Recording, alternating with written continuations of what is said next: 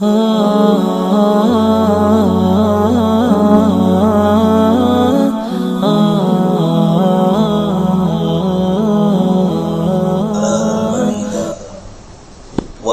قِيلَ لَهُمْ تَعَالَوْا إِلَى مَا أَنزَلَ اللَّهُ وَإِلَى الرَّسُولِ رَأَيْتَ الْمُنَافِقِينَ يَصُدُّونَ عَنْكَ صُدُودًا فَكَيْفَ إِذَا أَصَابَتْهُمْ مُصِيبَةٌ بِمَا قَدَّمَتْ أَيْدِيهِمْ ثُمَّ جَاءُوكَ يَحْلِفُونَ بِاللَّهِ إِنْ أَرَدْنَا إِلَّا إِحْسَانًا وَتَوْفِيقًا أُولَئِكَ الَّذِينَ يَعْلَمُ اللَّهُ مَا فِي قُلُوبِهِمْ فَأَعْرِضْ عَنْهُمْ وَعِظْهُمْ وَقُلْ لَهُمْ فِي أَنفُسِهِمْ قَوْلًا بَلِيغًا سبحان ربك رب العزة عما يصفون وسلام على المرسلين والحمد لله رب العالمين اللهم صل على سيدنا محمد وعلى آل سيدنا محمد وبارك وسلم اللهم صل على سيدنا محمد وعلى آل سيدنا محمد وبارك وسلم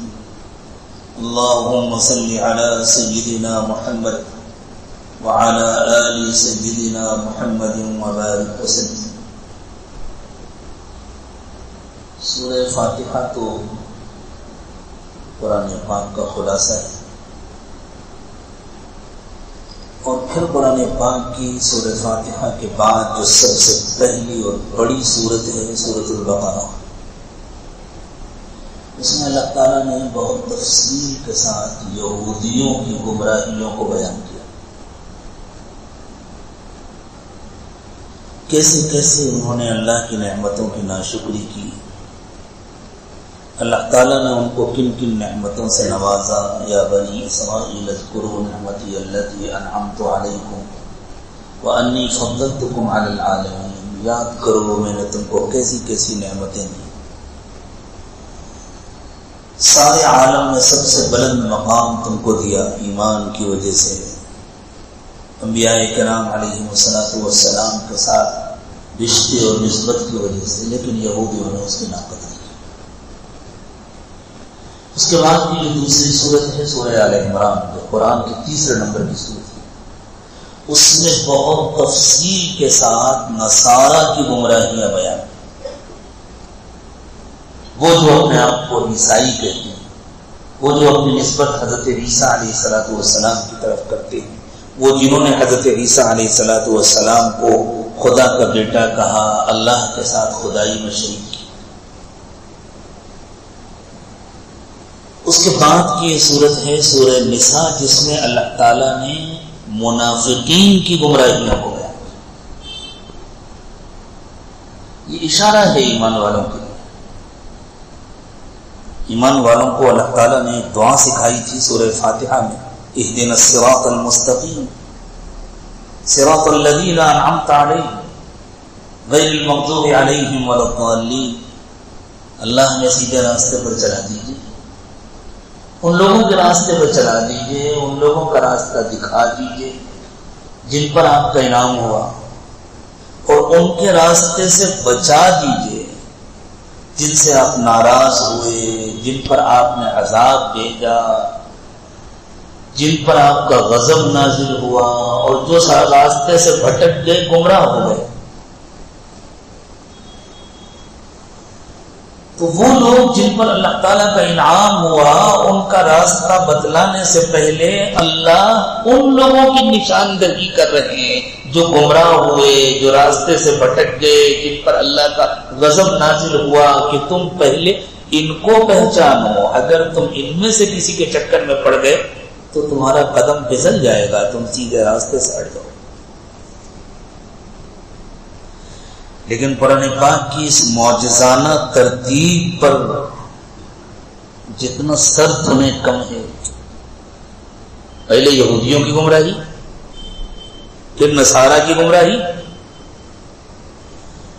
پھر اپنی صفوں کے اندر چھپے ہوئے کلمہ پڑھنے والے گمراہوں کی گمراہی، جن کو منافقین کہا جاتا ہے. ان تینوں کو پہچان کر جب ایمان والا ان کے راستے کو چھوڑ دیتا ہے تو پھر اس کے لیے سیدھے راستے پر چلنا آسان ہو جاتا ہے. مدینہ طیبہ جب ہجرت فرمائی محمد رسول اللہ صلی اللہ علیہ وسلم، مکہ مکرمہ میں نفاق کی بیماری نہیں، اور مکے کے ماحول میں نفاق پیدا بھی نہیں ہو سکتا۔ نفاق تو اس کو کہتے ہیں کہ آدمی زبان سے اپنے کو مسلمان کرے اور دل میں کچھ اور ہو۔ مکے میں کسی کی ہمت کی کہ زبان سے اپنے کو مسلمان کرے۔ وہاں اسلام لانے کے بعد مٹھائیاں نہیں ملتی تھی، فائدے نہیں ہوتے تھے، وہاں تو مصیبتیں آتی تھی۔ مشہور صحابی ہیں حضرت ابو ذر غفاری رضی اللہ تعالی عنہ، شروع سے اللہ تعالیٰ نے ان کو طبیعت کی سلامتی عطا فرمائی تھی، شرک سے ان کو نفرت تھی ابتدا سے۔ عرب میں کچھ لوگ تھے جن کو فطری طور پر شرک سے نفرت تھی، وہ بت پرستی کو پسند نہیں کرتے تھے، انہیں معلوم نہیں تھا سچا راستہ کیا ہے، لیکن ان کی فطرت گواہی دیتی تھی کہ معبود تو ایک ہے، یہ پتھروں کے بنے ہوئے بت معبود نہیں ہو سکتے۔ سیدنا عمر بن خطاب رضی اللہ تعالی عنہ کے چچا بھی انہیں میں سے تھے۔ ایسے لوگوں کو حنیفیین کہا جاتا ہے، یہ حضرت ابراہیم کے طریقے پر۔ حضرت عمر کے چچا کے اشعار بہت مشہور ہیں،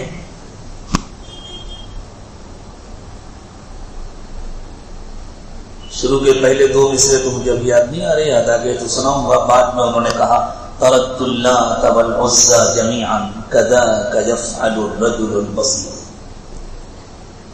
ربا واحدا ام الف رب ربا واحدا ام الف رب۔ عجیب بات ہے، ایک کی عبادت کروں یا ہزاروں کی کروں؟ ادین اذا تقسمت الامور، میں ایک کو مانوں یا ہزاروں کو مانوں؟ میں تو صرف ایک کو مانتا ہوں۔ ترکت اللات والعزى جميعا، میں نے لات و عزى سب کو چھوڑ دیا ہے۔ كذاك يفعل الرجل البصير، ہر سمجھدار آدمی یہی فیصلہ کرے۔ اسی طرح حضرت ابو ذر غفاری فطری طور پر توحید پسند تھے، دور رہتے تھے اپنے علاقے میں۔ ان کو اطلاع ملی کہ مکہ مکرمہ میں کوئی صاحب ہیں جو اپنے کو اللہ کا رسول کہتے ہیں اور بت پرستی سے منع کرتے ہیں، ایک اللہ کی عبادت کی دعوت دیتے ہیں۔ تو ان کو دلچسپی ہوئی، معلوم کرنا چاہیے کون صاحب ہیں، کیا کہتے ہیں۔ بھائی کو بھیجا مکہ۔ یہ اس زمانے کی بات ہے جب کلمہ پڑھنا مصیبتوں کو دعوت دینا تھا۔ بھائی آئے مکے میں گھوم پھر کر کے گئے، جا کر کے کہا کہ ہاں وہ ایک صاحب ہے، ایسی باتیں کرتے ہیں جیسے تم کرتے ہو، کیونکہ بھائی کو کوئی خاص دلچسپی نہیں تھی اس موضوع سے۔ تو انہوں نے سوچا تحقیق کرنے کے لیے خود جانا چاہیے۔ واقعہ بہت مشہور ہے، حضرت شیخ رحمۃ اللہ علیہ نے اس کو تفصیل سے لکھا ہے حکایات صحابہ میں۔ کئی دن رہے لیکن کسی سے پوچھنے کی ہمت نہیں ہو رہی تھی۔ اتفاق کی بات یہ ہے کہ ان کئی دنوں میں ان کی ضیافت فرمائی حضرت علی کرم اللہ وجہہ نے۔ آخر میں پوچھ لیا حضرت علی نے، بھئی آپ باہر سے آئے ہیں، کئی دن سے ٹھہرے ہوئے ہیں، شاید آپ جس کام کے لیے آئے ہیں وہ کام ہوا نہیں، اگر کوئی حرج نہ ہو تو بتلائیے، میں آپ کی کچھ مدد کروں۔ تو انہوں نے کہا بھئی کام تو بہت اہم ہے لیکن ذرا نازک ہے، ایک بات کا وعدہ کرو، مدد کر سکو تو کر دینا ورنہ میرا راز ظاہر مت کرنا، کسی سے بتلانا نہیں۔ حضرت علی نے کہا ٹھیک ہے وعدہ ہے، کیا ہے آپ کا راز بتلائیے۔ میں نے سنا ہے کوئی صاحب محمد ہیں، اپنے کو نبی کہتے ہیں، میں معلوم کرنے آیا ہوں واقعی وہ نبی ہے یا نہیں۔ حضرت علی نے کہا وہ واقعی اللہ کے رسول ہیں، وہ اللہ کے نبی ہیں، آپ نے بالکل سچ سنا ہے، اور چلیے میں ملاقات کراتا ہوں، لیکن دیکھیے خطرات بہت ہیں، میرا تو خاندان ہے، مضبوط خاندان ہے، مجھے بڑا سپورٹ حاصل ہے، اس لیے مجھے تو مارنے پیٹنے کی کوئی ہمت نہیں کر پائے گا، لیکن اگر کسی نے آپ کو میرے ساتھ دیکھا اور سمجھ لیا کہ آپ میرے ساتھ جا رہے ہیں، آپ تو باہر کے ہیں، آپ پر مصیبت آ جائے گی، اس لیے آپ ایسا کریں میرے ساتھ ساتھ چلیے گا ذرا فاصلے سے۔ اگر مجھے لگے گا کہ کوئی دشمن نظر آیا، کوئی خطرہ ہے، میں جلدی سے راستے سے ہٹ کر بیٹھ جاؤں گا، اس طرح جیسے کوئی پیشاب کرنے کے لیے بیٹھتا ہے۔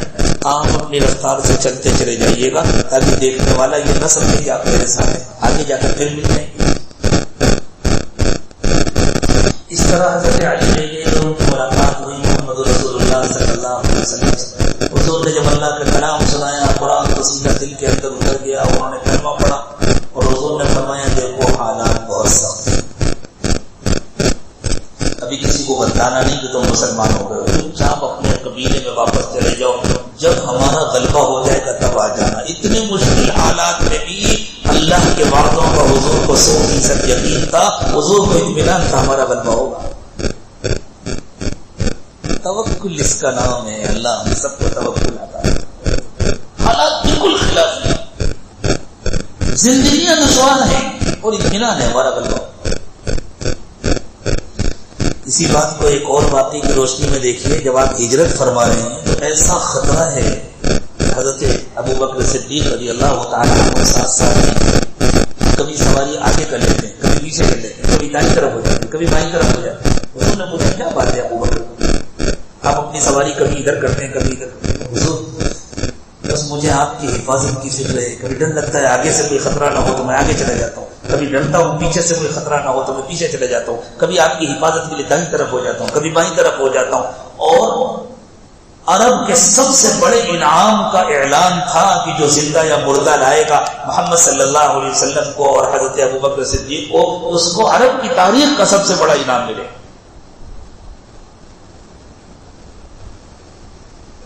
حضرت سراقہ انہیں اندازہ ہوا کہ اس راستے سے یہ حضرات جا رہے ہیں تو اپنا گھوڑا دوڑاتے ہوئے،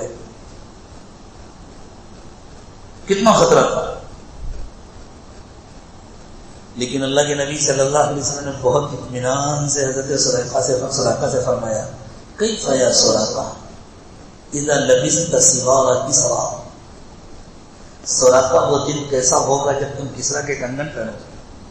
اللہ، صرف اپنی حفاظت کا اطمینان نہیں ہے، قیصر و کسرا کے ملکوں کے فتح ہونے کا بھی اطمینان ہے، اللہ کا دین غالب ہو کر رہے گا، یہ ممالک فتح ہوں گے، کسرا کے کنگن آئیں گے اور سراقہ کے ہاتھ میں پہنائے جائیں گے۔ حضرت سراقہ کہتے ہیں مجھے اسی دن یقین ہو گیا تھا ایک دن آئے گا میں کسرا کے کنگن پہنوں گا۔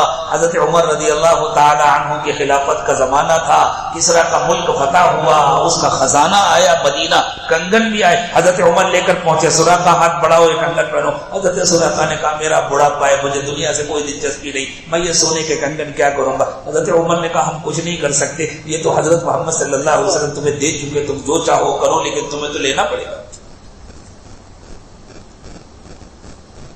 تو حضور نے حضرت ابو ذر غفاری سے کہا ابھی حالات بہت سخت ہیں، واپس گھر چلے جاؤ، چپ چاپ انتظار کرو، جب ہمارا غلبہ ہو جائے گا تو ہمارے پاس آ جانا ہے۔ انہوں نے کہا حضور بڑی مشکل سے تو سچائی ملی ہے، اب میں چھپا نہیں سکتا، میں تو کعبے میں جا کر علی الاعلان کلمہ پڑھوں گا۔ اور کعبے میں گئے اور زور سے جا کر اعلان کیا اشہد ان لا الہ الا اللہ واشہد ان محمد رسول اللہ۔ بس مکے والوں سے برداشت نہیں ہوا، پھٹ پڑا ان کا غصہ اور وہ سب ٹوٹ پڑے حضرت ابو ذر۔ حضرت عباس کو خیال آیا یہ آدمی مر گیا تو بڑی مشکل ہو جائے گی، ہمارے جو تجارتی سفر ہوتے ہیں نا وہ اسی کے علاقے سے ہوتے ہیں، اگر یہ آدمی مر گیا تو مکے کے گھر گھر فاقہ ہوگا۔ حضرت عباس نے لوگوں کو سمجھایا لوگوں کیا قسم کر رہے ہو، چھوڑو اس آدمی کو، تمہیں اندازہ ہے یہ کس قبیلے کا ہے، اگر یہ مر گیا نا تو اس کے علاقے سے گزر نہیں سکو گے تجارت کرنے کے۔ لوگ گھبرا گئے، ہاں یہ تو خطرہ ہے۔ ایسے ماحول میں کوئی منافق ہو سکتا ہے؟ ایسے ماحول میں ایسے بہت سارے لوگ تھے جن کے دلوں میں کلمہ اتر چکا تھا لیکن اظہار کی ہمت نہیں تھی۔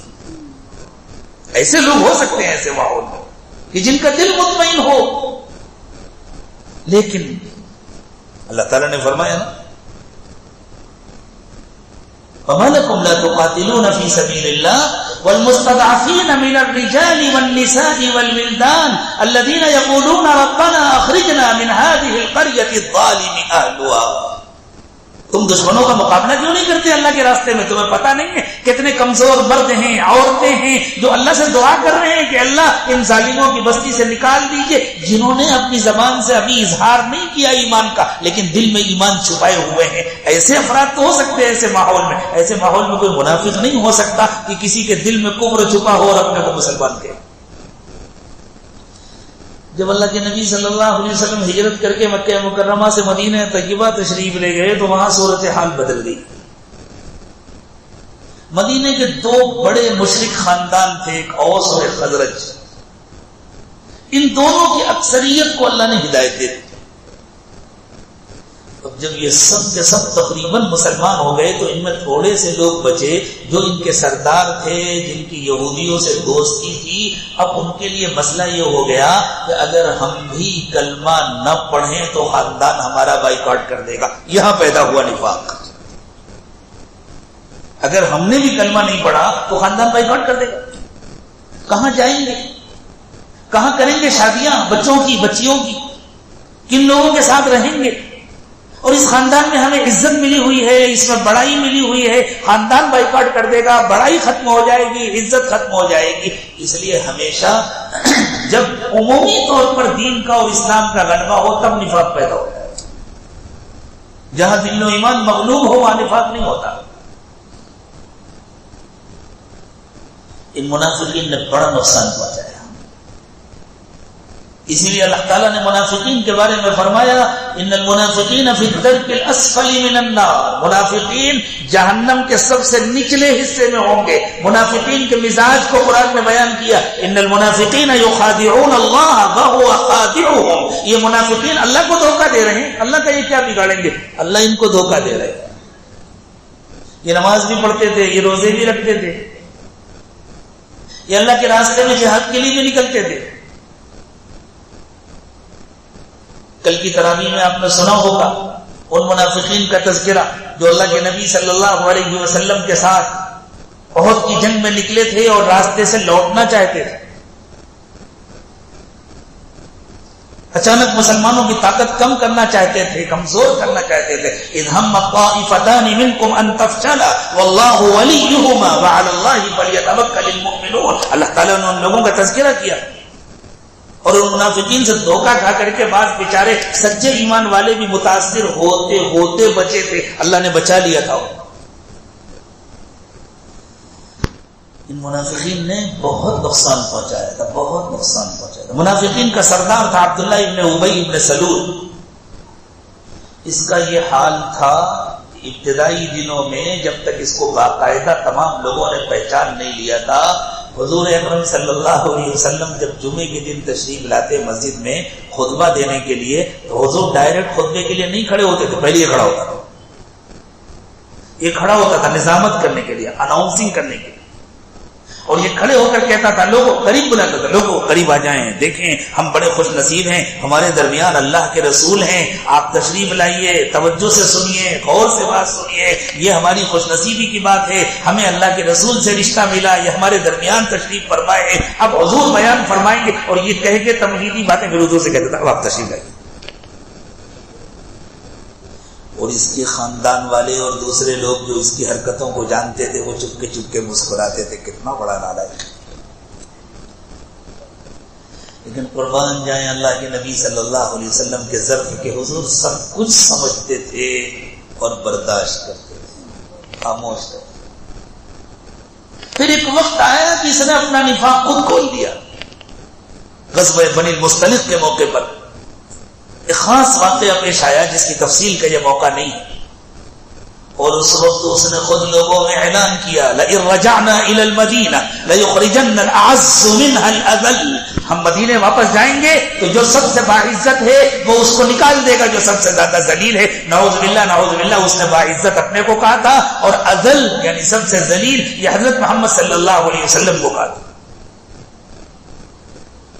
اللہ نے اس کے جواب میں فرمایا وَلِلَّهِ الْعِزَّةُ وَلِرَسُولِهِ وَلِلْمُؤْمِنِينَ.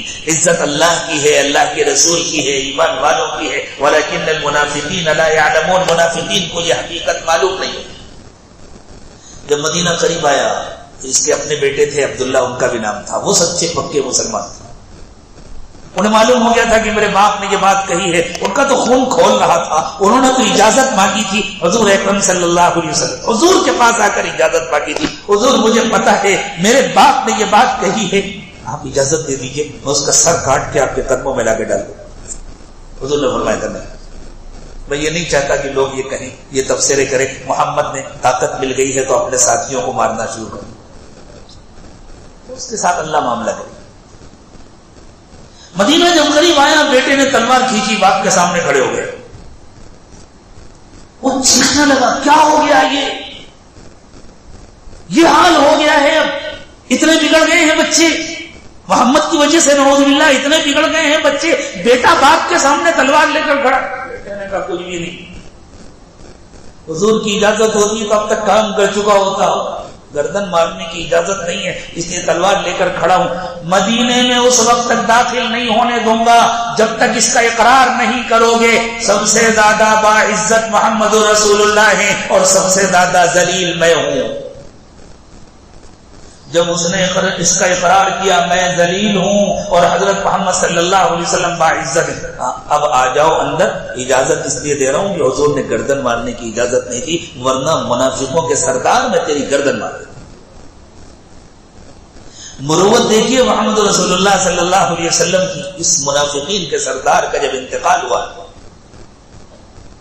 تو بیٹے نے آ کر کے کہا حضور مجھے معلوم ہے میرا باپ کے ساتھ تھا لیکن میں کیا کروں، محبت سے مجبور ہوں، وہ میرا باپ ہے، اگر آپ اپنا کپڑا دے دیں اور میں اس کا کفن دے دوں اپنے باپ کو تو مجھے اطمینان ہے کہ جب تک آپ کا کپڑا باقی رہے گا اور وہ تو ختم ہوگا نہیں تو کم از کم قبر میں میرے باپ کو عذاب نہیں ہوگا۔ حضور نے اپنا کرتا اتار کے دے دیا، لے جاؤ، اگر میری وجہ سے کوئی عذاب سے بچ سکتا ہے تو لے کر جاؤ۔ دوسری درخواست کی حضور نماز جنازہ پڑھا دیجیے، حضور نماز جنازہ پڑھانے میں پہنچ گئے، حضرت عمر رضی اللہ تعالی عنہ نے منع کیا، حضور نے فرمایا نہیں، اللہ تعالیٰ نے مجھے منع نہیں کیا، میں پڑھاؤں گا۔ اس کے بعد اللہ تعالیٰ نے حکم نازل فرمایا وَلَا تُصَلِّ عَلَىٰ أَحَدٍ مِّنْهُمْ مَاتَ أَبَدًا وَلَا تَقُمْ عَلَىٰ قَبْرِهِ، اب اس کے بعد ان میں سے کوئی مرے تو آپ اس کی نماز نہ پڑھائیں، آپ اس کی قبر پر دعائے مغفرت کرنے بھی نہ جائیں۔ دو باتیں بتلائیں، مسلمانوں کو بتلایا کیسے نبھایا جاتا ہے اپنی صفوں میں چھپے ہوئے منافقین کو، نبھانا سیکھو، اور یہ بھی بتلایا جو بھی اس بیماری میں مبتلا ہیں کہ وہ اپنے آپ کو ٹھیک کر لیں، سدھار لیں، اس لیے کہ اللہ تعالیٰ نے بتلایا کہ ان کا انجام کتنا خطرناک ہے۔ منافق عام طور سے پہچانے نہیں جاتے ہیں، وہ اپنے عمل و کردار سے پہچانے جاتے ہیں، لیکن دنیا تو یہی سمجھتی ہے یہ بھی مسلمان ہے۔ تو مدینے میں ایک منافق تھا جو مسلمان سمجھا جاتا تھا اور مالدار آدمی تھا۔ عام طور سے جو منافقین تھے نا وہ اس خزرج میں مالدار تھے، وہ خزرج یہ کیونکہ خزرج کا تھا، عبداللہ ابن ابی ابن سلول خزرج کا تھا، لیکن خزرج والے کو زیادہ تھے، اس کے رشتہ دار اس کے دوست بھی مالدار لوگ تھے، ان کے سینے میں جلن ہوتی تھی کہ یہ کہاں سے آ گئے محمد صلی اللہ علیہ وسلم، ان کی وجہ سے ہماری سرداری ختم ہو گئی، یہ تو باہر کے ہیں ورنہ ہماری حکومت ہوتی، ہماری سرداری ہوتی۔ حضور اکرم صلی اللہ علیہ وسلم کے تشریف آوری سے پہلے عبداللہ ابن ابی ابن سلول کے لیے تاج بن رہا تھا، آرڈر دیا جا چکا تھا سونار کو کہ اس کے لیے سونے کا تاج بنائے، اس کو بادشاہ بنانے والے تھے اوس و حضرت دونوں مل کر کے، اس کی تو دکان ہی بند ہو گئی، معاملہ ہی خراب ہو گیا۔ حضور کی تشریف آوری کے نتیجے میں وہ لوگ گئے تھے مکہ مکرمہ حج کے لیے، اور وہاں حضور اکرم صلی اللہ علیہ وسلم سے ملاقات ہو گئی مینا میں ایک گھاٹی میں، اور ان لوگوں نے حضور کو پہچان لیا، کلمہ پڑھ لیا۔ اگلے سال گئے کچھ اور افراد گئے اور انہوں نے بھی جا کر کلمہ پڑھا اور انہوں نے دعوت دے دی مدینے آنے کی۔ اللہ کے نبی صلی اللہ علیہ وسلم مدینہ تشریف لے آئے، سب نے حضور کے ہاتھوں پر بیعت کر لی، اسلام قبول کر لیا، اس بیچارے کی بادشاہت ختم ہو گئی، اس لیے اس کو جلن تھی۔ اسی لیے ایک مرتبہ اللہ کے نبی صلی اللہ علیہ وسلم نے خزرج کے ایک صحابی سے اس کی حرکتوں کی شکایت کی کہ اس نے مجھے بہت تکلیف پہنچائی ہے، تو انہوں نے عرض کیا کہ حضور نظر انداز فرما دیجیے، اس کا تو تاج بن چکا تھا، ہم اس کو بادشاہ بنانے والے تھے، بیچارے کا تو سب کچھ لٹ گیا ہے، اس لیے ہماری درخواست ہے کہ آپ نظر انداز فرمائیں۔ اور اللہ کے نبی صلی اللہ علیہ وسلم نظر انداز کرتے رہے۔ تو اسی کا ایک دوست تھا، زمین والا تھا، باغ والا تھا، اس کے کھیت کے برابر میں ایک یہودی کا کھیت تھا، وہ غریب تھا۔ یہودیوں میں بھی دو طبقے تھے، جو ان کا پڑھا لکھا طبقہ تھا اس نے تو جان بوجھ کر کے نبی اکرم صلی اللہ علیہ وسلم کی مخالفت کی تھی، جو بیچارے عوام تھے وہ تو اپنے بڑوں کے پیچھے چلتے تھے، انہیں تو معلوم ہی نہیں تھا، اس لیے کہ ان یہودیوں نے تو اللہ کی کتاب کو چھپا رکھا۔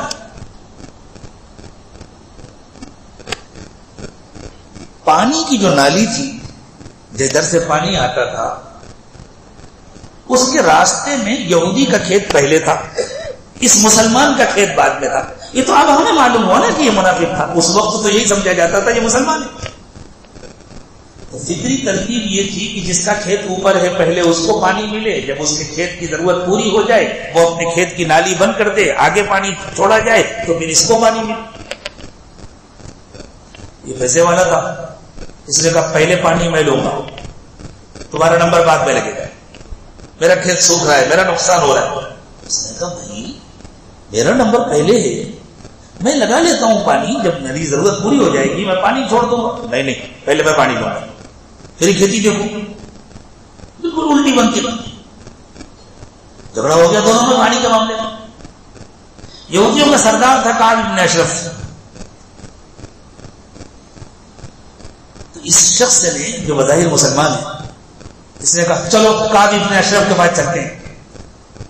یہودی گھبرا گیا، میں غریب آدمی ہوں، قاسمی بن اشرف ایک نمبر کا رشوت خور ہے، یہ مالدار آدمی ہے، یہ اس کو رشوت دے سکتا ہے، یہ اس کو تحفہ دے سکتا ہے، اس لیے قاسمی بن اشرف انصاف کا فیصلہ نہیں کرے گا، اس کے حق میں فیصلہ کرے گا۔ اور حضرت محمد صلی اللہ علیہ وسلم اللہ کے رسول ہے، اگرچہ میں نے ان کا کلمہ نہیں پڑھا اور اگرچہ یہ ان کا کلمہ پڑھتا ہے، لیکن مجھے اطمینان ہے محمد صلی اللہ علیہ وسلم ناانصافی نہیں کریں گے۔ اس لیے اس یہودی نے کہا نہیں اپنے رسول کے پاس چلو۔ تو اس مسلمان نے بڑی چالاکی کے ساتھ کہا ہمیں اتنی چھوٹی چھوٹی باتوں میں اللہ کے رسول کو تکلیف نہیں دیا کرتے، یہ کوئی اتنا بڑا مسئلہ تھوڑی ہے کہ اللہ کے رسول کو تکلیف دی جائے۔ قاسمی بن اشرف کے پاس چلو، کیوں؟ اسے معلوم تھا حضور کے پاس جائیں گے تو میری نا انصافی کا ساتھ نہیں دیں گے حضور تو اس کے حق میں فیصلہ کریں گے، انصاف کا تقاضا یہ ہے کہ اس کو پانی پہلے دیں۔ یہودی سمجھ گیا یہ چالاک آدمی ہے، یہ گڑبڑ کر رہا ہے، تو اس نے تھامہ دے دیا۔ تمہیں شرم نہیں آتی؟ اللہ کے رسول کی موجودگی میں کسی اور کے پاس چلتے ہو فیصلہ کرنے؟ تم کیسے مسلمان ہو؟ اب یہ گھبرا گیا کہیں راز نہ کھل جائے، چلو آئے۔ حضور نے پوری بات سنی اور پوری بات سن کر فرمایا بھائی انصاف کا تقاضا یہ ہے کہ پہلے یہ پانی لگائے اپنے کھیت میں، جب اس کے کھیت کی ضرورت پوری ہو جائے تو پھر چھوڑ دے تو پھر تم پانی لگا۔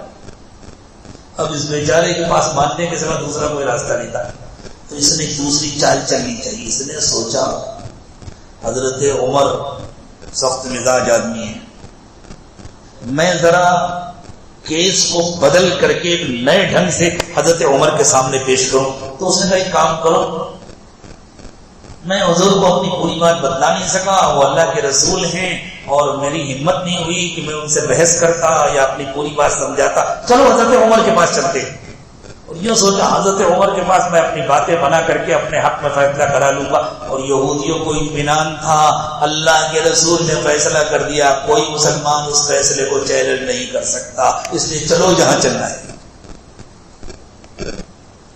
یہ شخص پہنچا حضرت عمر کے پاس اور جاتی اس نے اپنا کیس پیش کیا۔ غور سے سنیے کس طرح پیش کیا، کیا کر کہا حضرت میں مسلمان ہوں، یہ یہودی ہے۔ ارے بھائی کھیت میں پانی لگانا ہے، اس کا کیا تعلق ہے مسلمان ہونے سے اور یہودی ہونے سے؟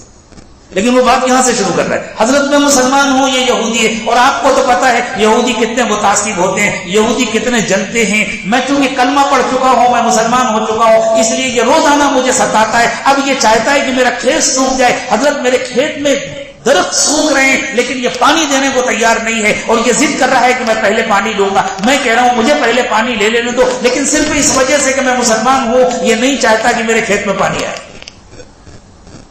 اس طرح اپنا مقدمہ پیش کیا کہ حضرت عمر کو یقین ہو جائے کہ واقعی چونکہ یہ مسلمان ہے اور یہ یہودی ہے، اس وجہ سے یہ اس کو پریشان کر رہا ہے۔ حضرت عمر نے ذرا غور کر کے دیکھا کیوں بھائی کیا بات ہے؟ اس نے کہا حضرت آپ جو مناسب سمجھیں فیصلہ کر دیں میں مان لوں گا، میں صرف اتنا بتلا دوں ہمارا فیصلہ محمد صلی اللہ علیہ وسلم کر چکے ہیں۔ حضرت عمر نے چونک کر پوچھا فیصلہ کر چکے ہیں حضور؟ جی۔ اس سے کہا کیوں بھائی یہ صحیح کہہ رہا ہے؟ جی وہ اس کے کہنے پر میں گیا تھا حضور کے پاس اور میں اپنی پوری بات بتلا نہیں سکا تھا، حضور نے اس کا خیال نہیں فرمایا کہ یہودی ہے یہ ظالم ہے یہ مجھے ستا۔ پہلے یہ بتلاؤ حضور نے فیصلہ کیا کیا ہے؟ تو حضور نے تو یہ فیصلہ کیا کہ پہلے یہ پانی لے لے پھر تم لے لے۔ اچھا اس کے بعد بھی تمہیں فیصلے کی ضرورت؟ ضرور ابھی کرتا ہوں۔ یہودی کو اطمینان تھا. حضرت عمر اندر گئے, تلوار لے کر کے آئے, اس کی گردن ماری, سر دور جا کر گرا. فرمایا محمد رسول اللہ کے فیصلے کے بعد بھی اگر کسی کو عمر کے فیصلے کی ضرورت ہو تو پھر عمر زبان سے نہیں تلوار سے فیصلہ کرتا ہے. مار دیا اسے. اب جو یہ کلمہ پڑھتا تھا نا, اس کے رشتہ داروں نے تو ہنگامہ برپا کر دیا. عمر نے ایک مسلمان کو قتل کیا ہے, حضرت عمر کو قصاص میں قتل کیا جائے. سخت مطالبہ ہوا حضور کے پاس, حضرت عمر کو قصاص میں قتل کیا جائے, اور کوئی راستہ نہیں تھا کہ حضور منع کرتے. اور حضرت عمر مسلسل کہہ رہے تھے میں نے کسی مسلمان کو نہیں مارا, میں نے ایک مرتد کو اور یہودی کو مارا ہے, ایک مرتد اور منافق کو مارا ہے. لیکن اب اس کے خاندان والے, اس کے گھر والے, اس کے رشتہ دار وہ کہنے لگے آ کر کے کہ وہ تو بیچارہ اس لیے کیا تھا کہ جھگڑا ختم ہو جائے, کوئی درمیان کا راستہ نکل آئے. یہ مقصد تھوڑی تھا کہ وہ حضور کے فیصلے کا انکار کر رہا ہے. ایسی باتیں کی جاتی ہیں ایسے موقع پر. اللہ تعالیٰ نے اپنی آخری کتاب قرآن پاک میں اس پورے واقعے کو ریکارڈ کیا اور یہ فیصلہ کیا عمر کا فیصلہ صحیح ہے, وہ مسلمان نہیں تھا. أَلَمْ تَرَ إِلَى الَّذِينَ يَزْعُمُونَ أَنَّهُمْ آمَنُوا بِمَا أُنزِلَ إِلَيْكَ وَمَا أُنزِلَ مِن قَبْلِكَ. آپ نے ان لوگوں کو دیکھا جو دعویٰ تو اس کا کرتے ہیں کہ وہ اللہ کی کتاب کو مانتے ہیں, جو آپ پر احکام اترے ان کو بھی مانتے ہیں, جو آپ سے پہلے دین آیا جو کتاب آئی اس کو بھی مانتے ہیں. يُرِيدُونَ أَن يَتَحَاكَمُوا إِلَى الطَّاغُوتِ وَقَدْ أُمِرُوا أَن يَكْفُرُوا بِهِ. اور جب فیصلے کا وقت آتا ہے تو جن لوگوں کا انکار کرنے کا حکم دیا گیا ہے ایسے شیطانوں کے پاس فیصلہ کرانے کے لیے جانا چاہتے ہیں. وَيُرِيدُ الشَّيْطَانُ أَن يُضِلَّهُمْ ضَلَالًا بَعِيدًا. شیطان تو انہیں گمراہ کر کے سیدھے راستے سے بھٹکا کر دور کر دینا چاہتا ہے. وَإِذَا قِيلَ لَهُمْ تَعَالَوْا إِلَى مَا أَنزَلَ اللَّهُ وَإِلَى الرَّسُولِ رَأَيْتَ الْمُنَافِقِينَ يَصُدُّونَ عَنْكَ صُدُودًا. اور جب ان سے کہا جاتا ہے آؤ اللہ کے کلام کی طرف آؤ, اللہ کی طرف آؤ, تو آپ دیکھیں گے کہ منافقین بچنے کے راستے تلاش کرتے ہیں, ادھر ادھر نکلنا چاہتے ہیں. فَكَيْفَ إِذَا أَصَابَتْهُمْ مُصِيبَةٌ بِمَا قَدَّمَتْ أَيْدِيهِمْ. پھر جب اپنے کیے کے نتیجے میں مصیبت آ جاتی ہے. ثم جاءوك يحلفون بالله إن أردنا إلا إحسانا وتوفيقا. تو پھر آ کر قسمیں کھاتے ہیں, اللہ کا نام لے لے کر قسمیں کھاتے ہیں کہ ہمارا مقصد انکار کرنا نہیں تھا, ہمارا مقصد تو یہ تھا کہ کوئی درمیان کا راستہ نکل آئے, کوئی سمجھوتا ہو جائے, کوئی موافقت ہو جائے. أولئك الذين يعلم الله ما في قلوبهم. ان کے دلوں میں کیا چھپا ہے اللہ کو خوب معلوم ہے. فأعرض عنهم. چھوڑ دیجئے ان کو. وعظهم. نصیحت کر دیجئے. وقل لهم قولا بلیغا. اور ان سے اچھی بات کہہ دیجئے. بس فیصلہ کر دیا اللہ نے منافق. پھر اللہ نے فرمایا تم کیا سمجھتے ہو پیغمبر کو؟ پیغمبر کے فیصلے کے بعد کسی اور کے فیصلے کی ضرورت ہے؟ پیغمبر کی جو بعثت ہوتی ہے اس لیے تاکہ ان کی اطاعت کی جائے. وما ارسلنا من رسول الا ليطاع باذن الله. پیغمبر کی تو بعثت ہی اس لیے ہوتی ہے کہ اللہ کے حکم کے مطابق ان کا کہنا مانا جائے, ان کی اطاعت کی جائے. ولو انهم ظلموا انفسهم جاءوا. جب انہوں نے اپنے اوپر ظلم کیا تھا اگر یہ آپ کے پاس آ جاتے فاستغفر اللہ, اور اللہ سے اپنے کیے کی معافی مانگ لیتے. واستغفر لهم الرسول. اور رسول بھی ان کے لیے اللہ تعالیٰ سے استغفار کرتے, رسول بھی ان کے لیے درخواست کرتے کہ اللہ یہ میرے امتی ہیں, گناہ ہو گیا, ان سے غلطی ہو گئی, معافی مانگ رہے ہیں, اللہ آپ بھی ان کو معاف کر دیجئے. لوجد اللہ توابا رحیما. تو یہ باتیں اللہ تعالیٰ کو کہ اللہ بہت توبہ قبول کرنے والے اور رحم کرنے والے ہیں. یعنی اگر یہ حضور کے دربار میں آ کر اپنی غلطی کا اعتراف کر لیتے اور حضور بھی ان کے لیے دعائیں مغفرت کر دیتے تو اللہ تعالیٰ ضرور ان کی توبہ قبول کر لیتے اور ضرور مغفرت کرتے. دربار تو حضور کا آج بھی سجا ہوا ہے. اللہ کے نبی صلی اللہ علیہ وسلم کے پاس جو جا کر سلام کرتا ہے حضور سنتے ہیں. اسی لیے علماء نے کہا کہ وہاں جا کر اپنے لیے استغفار بھی کرنا چاہیے اور اللہ تعالیٰ سے درخواست کرنی چاہیے کہ اللہ اپنے نبی صلی اللہ علیہ وسلم کو بھی ہمارا سفارشی بنا دیجیے تاکہ حضور بھی ہمارے لیے استغفار فرما دیں. تو توبہ قبول ہو جاتی ہے, گناہ معاف ہو جاتے ہیں. اللہ ہمیں قبولیت کے ساتھ بار بار کی حاضری نصیب فرمائے اور اللہ ہمارے سارے گناہوں کو معاف فرمائے. یہاں رہتے ہوئے بھی اللہ کے نبی صلی اللہ علیہ وسلم کی شخصیت اطاعت کے لیے ہے، فرما برداری کے لیے ہے۔ اللہ ہمیں توفیق دے کہ ہم حضور کے طریقے پر چلے، ہم حضور کے ہر حکم کو پورا کریں۔ علماء جو کچھ بتلاتے ہیں وہ اللہ کے نبی صلی اللہ علیہ وسلم کی بات بتلاتے ہیں نا۔ علماء کی بات ماننا اصل میں اللہ کے رسول کی اطاعت کرنا ہے، جس طرح اللہ کے رسول کی بات ماننا اللہ کی اطاعت کرنا ہے۔ من یطیع الرسول فقط اطاع اللہ، جس نے رسول کی اطاعت کی اس نے اللہ کی اطاعت کی۔ اسی طرح علماء کرام جو باتیں بتلاتے ہیں وہ اللہ کے رسول کی بتلاتے ہیں۔ علماء کی بات مان کر دین پر عمل کرنا یہ حقیقت میں اللہ کے رسول کی بات مان کر دین پر عمل کرنا۔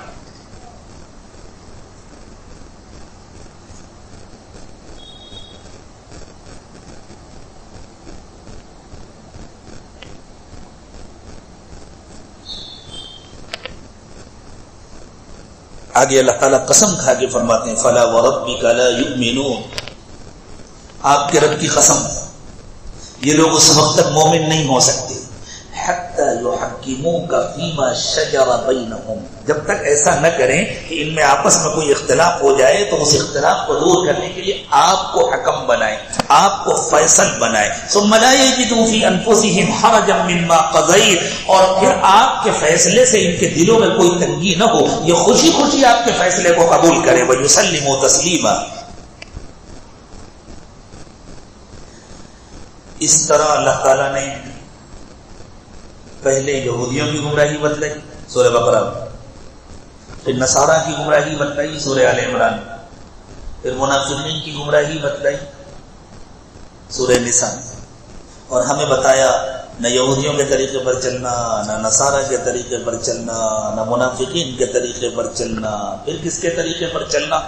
ان لوگوں کے طریقے پر چلنا جن پر اللہ کا انعام ہوا۔ تم نے مانگا تھا نا اللہ سے اہدنا الصراط المستقیم صراط الذین انعمت علیہم غیر المغضوب علیہم ولا الضالین، تو اسی مضمون کے تسلسل میں آگے اللہ نے بتلایا اب سنو وہ کون لوگ ہیں جن پر ہمارا انعام ہوا۔ ومن یطع اللہ والرسول فاولئک مع الذین انعم اللہ علیہم من النبیین والصدیقین والشہداء والصالحین وحسن اولئک رفیقا۔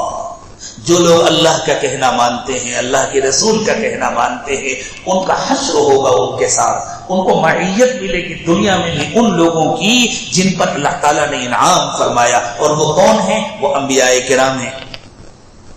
انبیاء کرام کا زمانہ تو گیا، اب تو آخری نبی بھی ہمارے درمیان موجود نہیں، اور وہ صدیقین ہیں، نبی نہیں تو صدیقین کہاں سے آئیں گے، وہ تو صحابہ میں ہوتے، اور وہ شہداء ہیں، اب شہید کون ہوگا وہ تو اللہ کو معلوم ہے، ابھی تو معلوم نہیں ہے، اور وہ صالحین ہیں، وہ موجود ہیں۔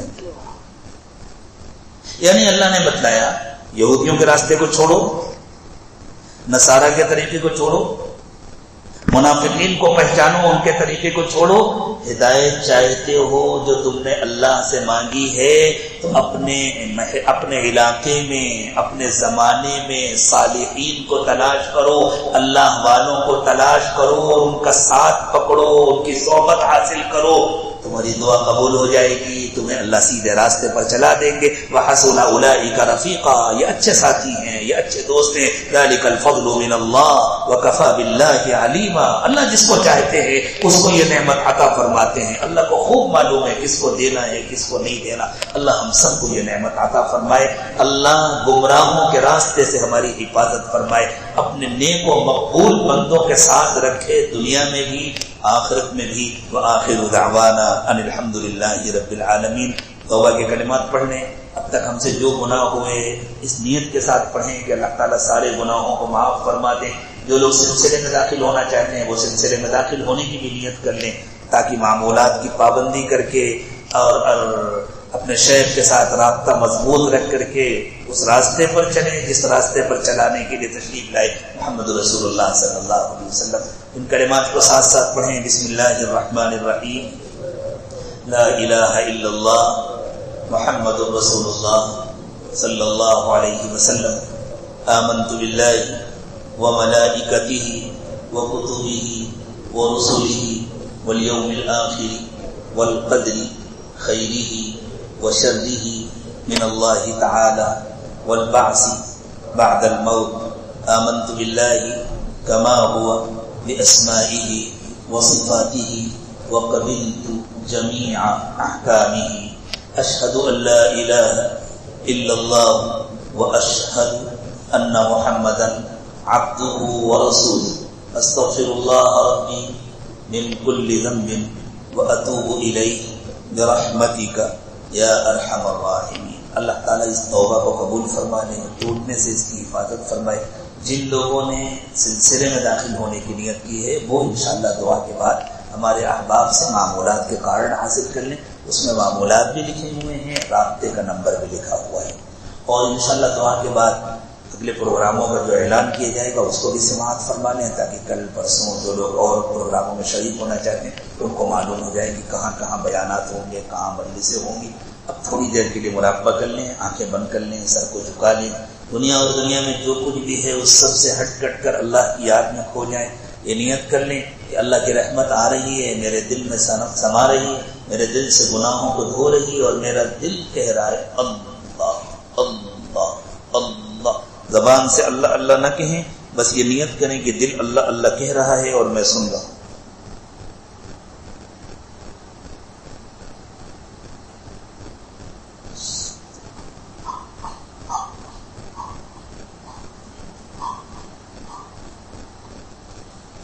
لا الہ الا اللہ محمد رسول اللہ. دعا فرمانے سبحان ربی العلی العلی الوہاب. اللہم صلی علی سیدنا محمد وعلى آل سيدنا محمد وبارك وسلم. ربنا ظلمنا أنفسنا وإن لم تغفر لنا وترحمنا لنكونن من الخاسرين.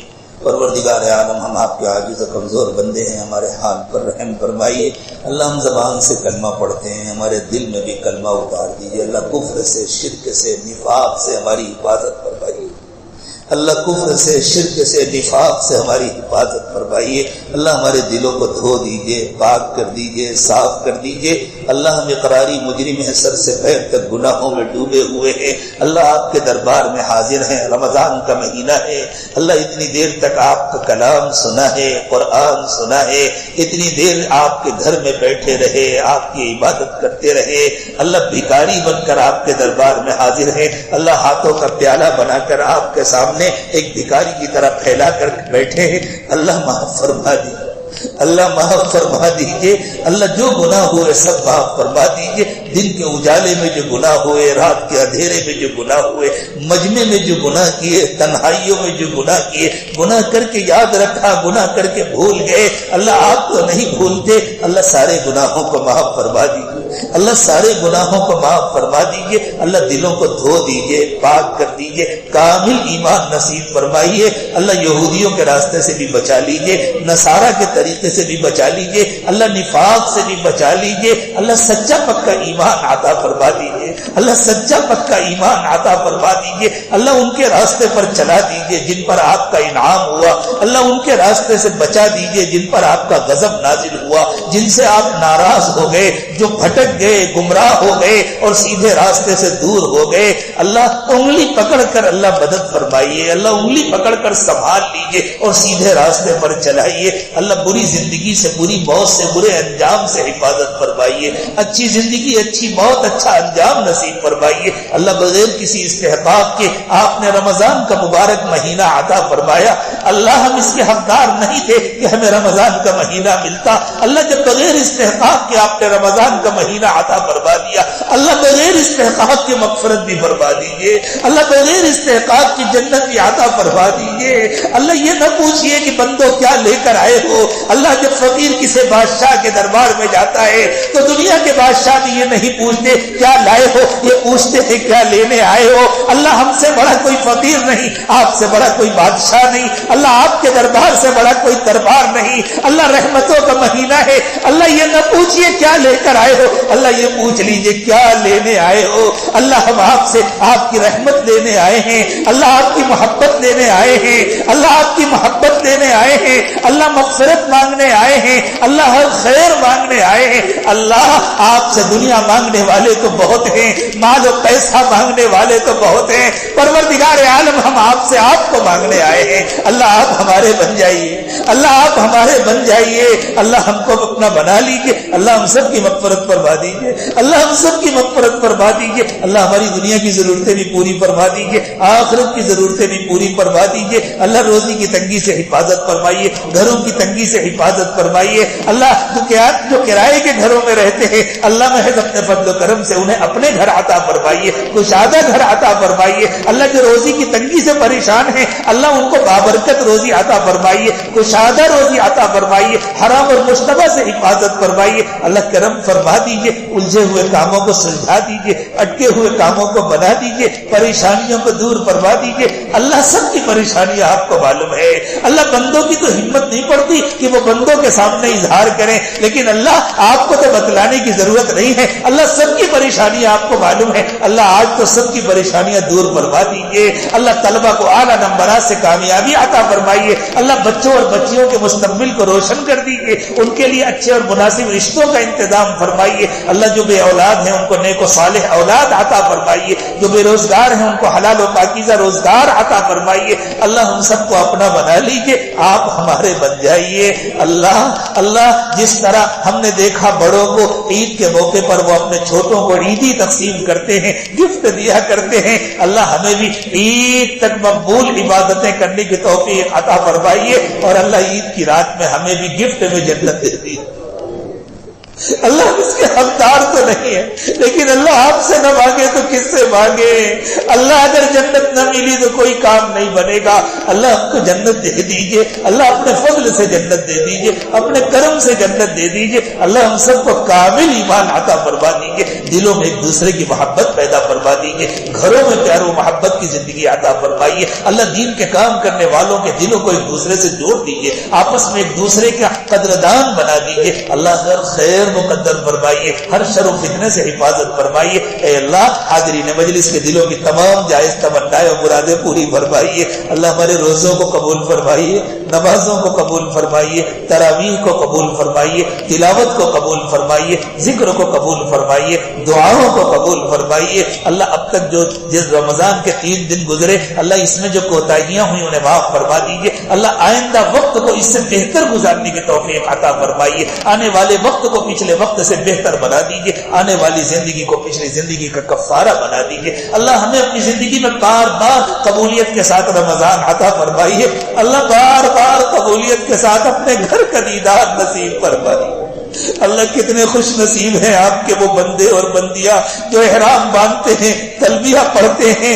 لبیک اللہم لبیک کا ترانہ پڑھتے ہوئے آپ کے گھر کی طرف قدم بڑھاتے ہیں، کوئی طواف کرتا ہے، کوئی ملتزم سے چمٹ جاتا ہے، کوئی حتیم کے اندر جاتا ہے، کوئی صفا اور مروہ کے درمیان سعی کرتا ہے، اللہ یہ خوش نصیبی ہمیں بھی بار بار نصیب فرمائیے، اللہ بار بار اپنے گھر کی مقبول حاضری نصیب فرمائیے، اللہ کتنے خوش نصیب ہیں آپ کے وہ بندے اور بندیاں جو نبی اکرم صلی اللہ علیہ وسلم کے در پر جا کر الصلاۃ والسلام علیک یا رسول اللہ کہتے ہیں، صلاۃ و سلام کا نذرانہ پیش کرتے ہیں، اللہ یہ خوش نصیبی ہمیں بھی نصیب فرما دیجیے اور بار بار نصیب فرما دیجیے، اللہ مقبولیت والی قبولیت والی حاضری نصیب فرمائیے، اللہ دنیا میں اپنے گھر کا طواف نصیب فرمائیے، اپنے حضور کے در کی مقبول حاضری نصیب فرمائیے اور قیامت کے دن حضور کی شفاعت نصیب فرمائیے، اپنا دیدار نصیب فرمائیے، جنت الفردوس میں رسول اکرم صلی اللہ علیہ وسلم کے قدموں میں اولیاء